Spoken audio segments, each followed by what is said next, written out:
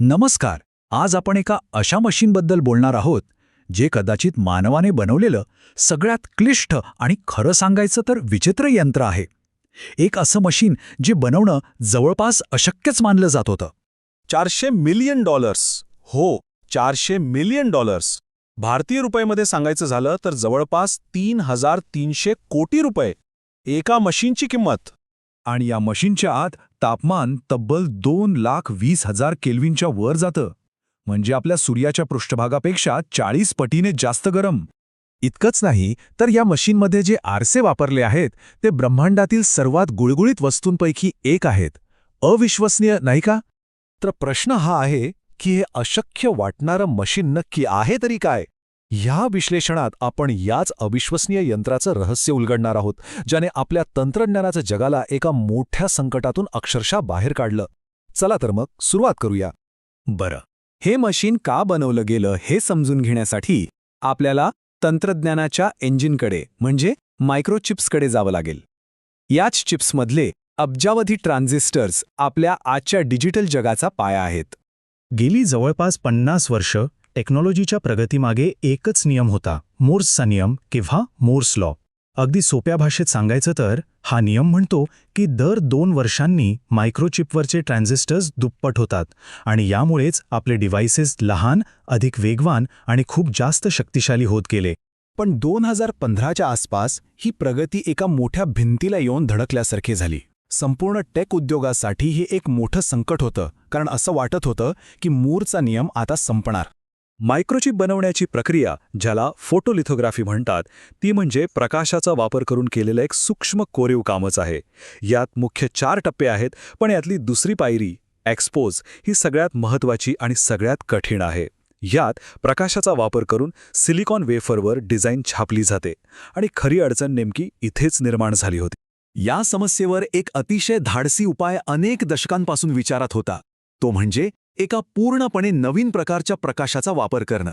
पण हे आव्हान थेट प्रकाशाच्या मूलभूत गुणधर्मांशीच जोडलेलं होतं. अडचण अशी होती की जेव्हा चिपवरची डिझाईन खूपच लहान होते, प्रकाशाच्या तरंगलांबी इतकी, तेव्हा प्रकाश विखुरतो आणि प्रतिमा अस्पष्ट होते. कल्पना करा, आपण खूप लहान अक्षरे वाचायला गेलो तर ती जशी धुसर दिसतात तसंच काहीसं. तोपर्यंत वापरला जाणारा 193 नॅनोमीटरचा प्रकाश आता या कामासाठी कुचकामी ठरत होता. आणि इथेच एक्स्ट्रीम अल्ट्राव्हायलेट म्हणजेच EUV प्रकाशाची कल्पना समोर आली. पण यात एक खूप मोठी अडचण होती. हा प्रकाश इतका तीव्र असतो की तो लेन्स आणि हवेसकट जवळजवळ प्रत्येक गोष्ट शोषून घेतो. त्यामुळे नेहमीच्या लेन्सऐवजी व्हॅक्यूममध्ये खास आरसे वापरणं गरजेचं होतं. ही कल्पना तशी एकदम नवीन नव्हती. 80च्या दशकात जपानचे एक शास्त्रज्ञ होते, हिरो किनोशिता. त्यांनी ही कल्पना मांडली होती. पण झालं काय? कोणीही त्यांच्यावर विश्वास ठेवला नाही. उलट लोक त्यांच्या कामाला एक मोठी थाप म्हणून हसायचे. इतकंच नाही तर अँडी हॉवरिलुक सारख्या शास्त्रज्ञांनी जेव्हा ही कल्पना मांडली तेव्हा त्यांना स्टेजवरून अक्षरशः हसून खाली उतरवण्यात आलं होतं. यावरूनच लक्षात येतं की हे तंत्रज्ञान किती अशक्य मानलं जात होतं. या अशक्य वाटणाऱ्या प्रकाशाला नियंत्रणात आणण्यासाठी असंख्य अभियांत्रिकी आव्हानं होती. चला, त्यापैकी 2 सगळ्यात मोठ्या आव्हानांवर लक्ष केंद्रित करूया. पहिलं आव्हान होतं प्रकाशाचा स्रोत.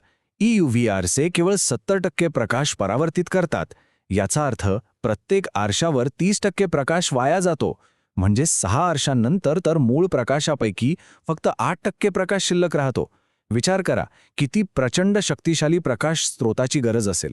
यावर एक असा उपाय शोधला जो ऐकूनच थक्क व्हायला होतं.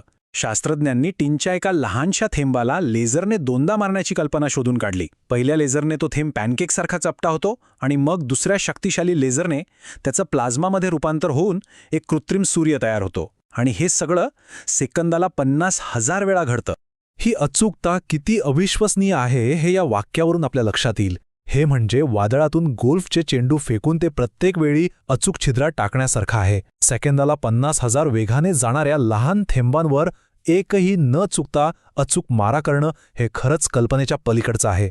दुसरं मोठं आव्हान होतं आरसे बनवण्याचं. प्रकाश जराही विखुरला जाऊ नये यासाठी हे आरसे मानवाने बनवलेले सर्वात गुळगुळीत पृष्ठभाग असणं गरजेचं होतं. म्हणजे आण्विक स्तरावर सपाट. हे आरसे किती गुळगुळीत आहेत याची कल्पना या उदाहरणावरून येईल.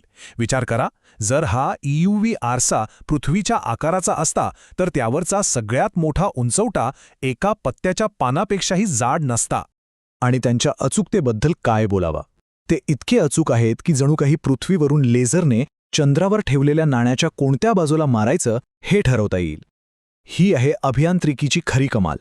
जेव्हा मोठमोठ्या कंपन्यांनी हार मानली तेव्हा नेदरलँड्सची एक कंपनी ASML चिकाटीने या कामाला लागून राहिली. त्यांच्या याच अविश्वसनीय जिद्दीमुळे आणि प्रयत्नांमुळे हे अशक्य मशीन अखेर प्रत्यक्षात आलं. हा प्रवास किती मोठा आणि खडतर होता हे यावरूनच समजतं. एका अशक्य वाटणाऱ्या कल्पनेपासून ते जगात क्रांती घडवणाऱ्या मशीनपर्यंतचा हा तब्बल 30 वर्षांचा प्रवास होता. यात प्रचंड त्याग आणि अविश्वसनीय चिकाटी होती. आणि आजची परिस्थिती काय आहे तर प्रत्येक स्मार्टफोन, कॉम्प्युटर आणि सर्व्हरमधली प्रत्येक अत्याधुनिक मायक्रोचिप याच तंत्रज्ञानाचा वापर करून बनवली जाते. म्हणूनच हे खरंच जगातील सर्वात महत्त्वाचं मशीन आहे. या प्रवासाचा शेवट आपण जॉर्ज बर्नार्ड शॉ यांच्या एका प्रसिद्ध विचाराने करूया. एक समंजस माणूस स्वतःला जगाशी जुळवून घेतो, पण सर्व प्रगती ही त्या असमंजस माणसावर अवलंबून असते. या मशीनची कहाणी हेच सिद्ध करते की कधीकधी असमंजस असणंच प्रगतीचा खरा मार्ग